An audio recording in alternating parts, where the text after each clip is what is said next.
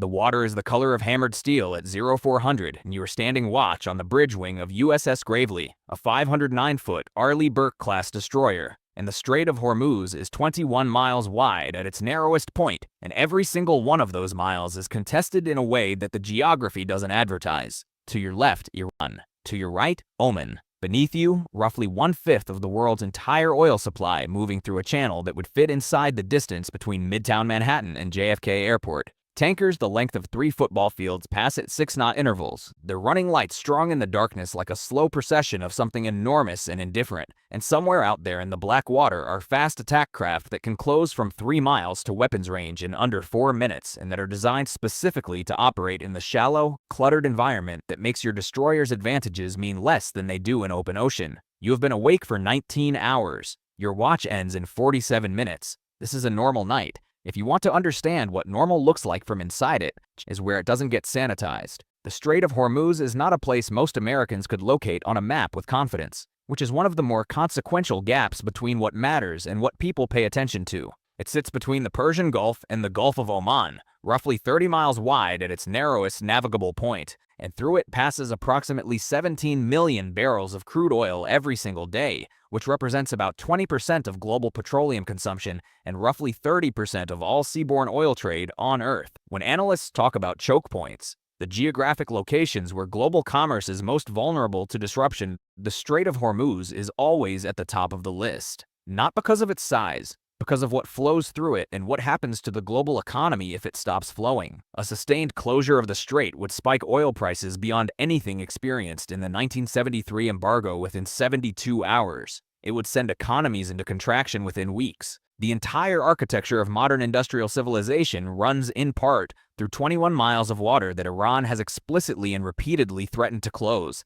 and that the United States Navy has explicitly and repeatedly committed to keeping open. You are the commitment made physical. You are the policy with the whole number. You enlisted at 19 from Terre Haute, Indiana, which has no coastline and no particular naval tradition, and whose primary relationship to the ocean is that it is very far from one. You enlisted because the economy in Terre Haute in the year you graduated high school offered you a specific set of options, and the Navy was the one that came with training and travel and a structure that felt, at 19, like it might shape you into something more defined than what you currently were. The recruiter showed you a video. The video had flight deck footage and sunsets over open water, and sailors in dress whites looking purposeful and crisp. The video did not have footage of a watch station at 0400 in the Strait of Hormuz with 19 hours on your body and a threat board that has had 4 separate contacts requiring classification in the last 6 hours. That footage exists. It just doesn't recruit anybody. Boot camp at Recruit Training Command Great Lakes is 8 weeks of systematic deconstruction of the civilian person you arrived as, followed by the construction of something more standardized and more useful to the institution.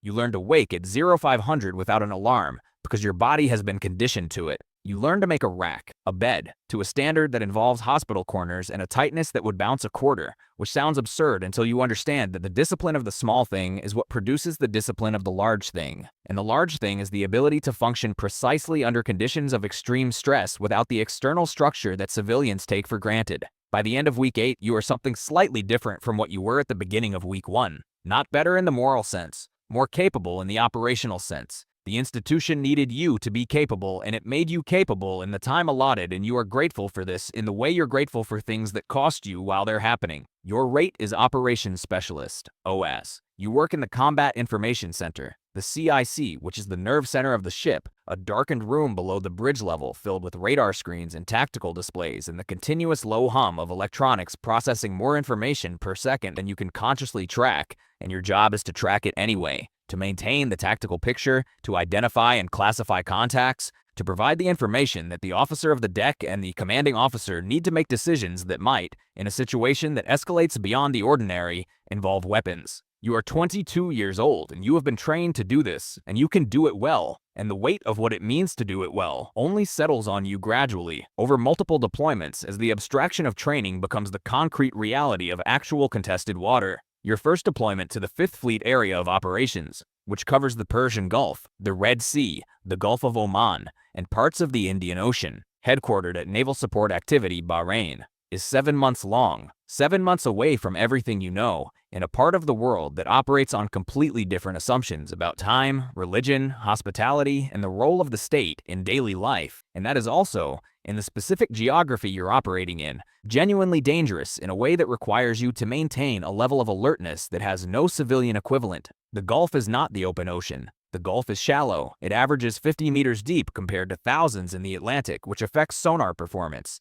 It's cluttered with commercial traffic, fishing vessels, oil platforms, and the kind of small, fast craft that the IRGC, the Islamic Revolutionary Guard Corps, and Navy uses specifically because they're difficult to distinguish from civilian traffic until they're close enough that the distinction matters less than the response time. The rules of engagement are classified. What you can say is that they exist and that they are specific, and that applying them in real time to a contact that is behaving ambiguously requires a kind of decision-making that training approximates but cannot fully replicate. The gap between training and reality in the CIC is the gap between knowing the doctrine and knowing in the moment whether the fast craft that has just accelerated toward your ship at 35 knots from a distance of 4 miles is a threat that requires a response, or a fisherman who made a bad navigational decision. You have approximately 90 seconds to contribute to that assessment. You've had to make that contribution. You've been correct. You don't know with certainty that you'd always be correct, and that uncertainty is something you carry without showing it, because showing it in the CIC is not an option.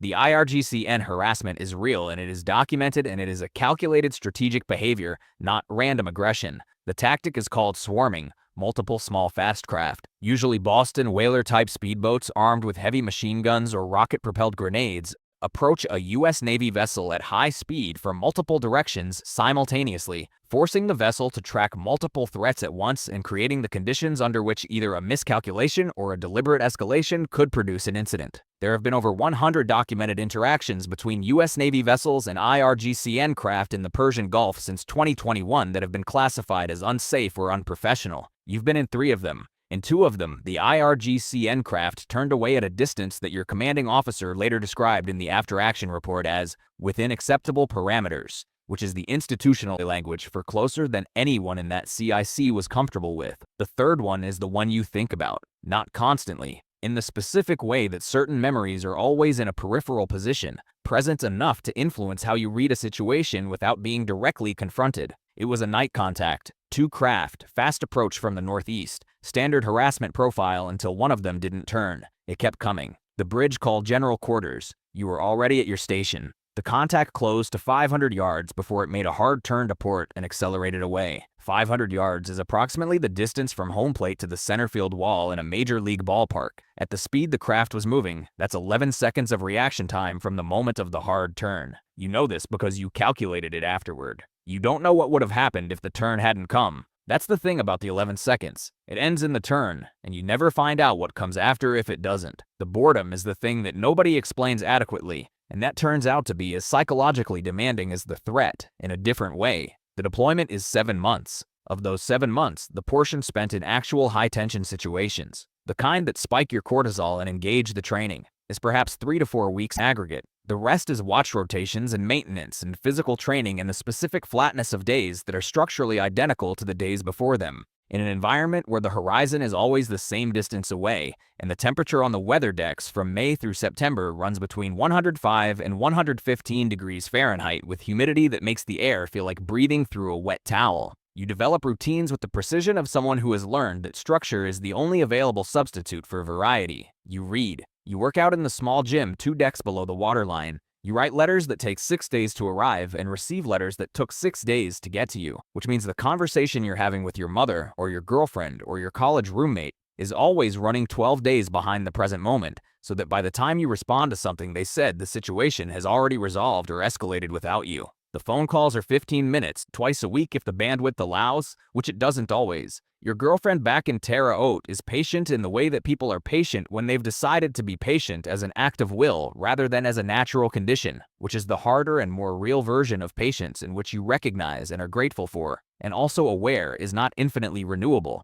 You tell her you're fine, which is true in the aggregate. You don't tell her about the third contact, about the 11 seconds, about the way you did the calculation afterward, because telling her would require a context that a 15-minute call over military satellite internet cannot carry. So there's a gap between what your life is and what you describe, and the gap is not dishonesty. It's just the structural limitation of the communication channel, and it grows slightly with each deployment. And you tell yourself that's normal, which it is, and you tell yourself it doesn't cost anything, which it does. By your third deployment, you are a petty officer second class, and you have a junior sailor in your watch section who is 19 years old and from somewhere in rural Georgia and who is doing his first deployment and who is handling it the way you handled yours, which is to say with a combination of genuine competence and carefully concealed bewilderment at the reality versus the expectation. You find yourself saying things to him that your own watch supervisor said to you 4 years ago, not because you planned to, but because those things turned out to be true. And the transmission of true things from the people who learned them to the people who need to learn them is how the institution sustains itself. You tell him to eat when he can, sleep when he can,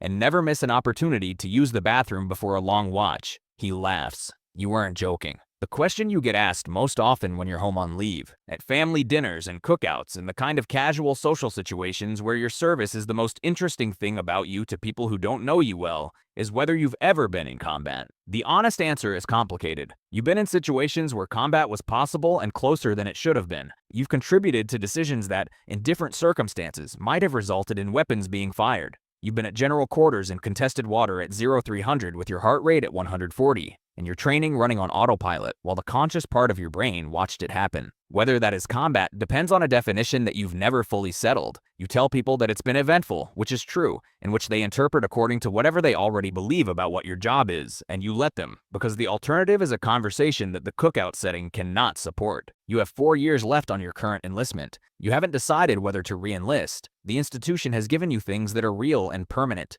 A technical expertise that translates to civilian employment in logistics, surveillance, maritime security. A tolerance for operating under pressure that doesn't go away when you leave. A set of people, scattered across bases and ships in the various stages of their own military careers, who constitute a kind of community that has a different texture from civilian friendship, built from the specific intensity of shared experience in environments that don't forgive inattention. It has also taken things that don't fully come back. The ease of being in a loud crowd without scanning it. The ability to sit with your back to a door. The dreams that aren't nightmares exactly, but that involve a specific quality of alertness in situations where alertness shouldn't be necessary. Tonight, somewhere in the strait, a destroyer is running a patrol track between the inbound and outbound shipping lanes, and in its CIC, a sailor who has been awake for 17 hours is watching a contact that is behaving slightly inconsistently, and they're doing the math, and the math has a time limit, and they're going to get it right or they're going to get it wrong, and there will be consequences either way that the sailor will carry for years in the peripheral position that certain memories occupy.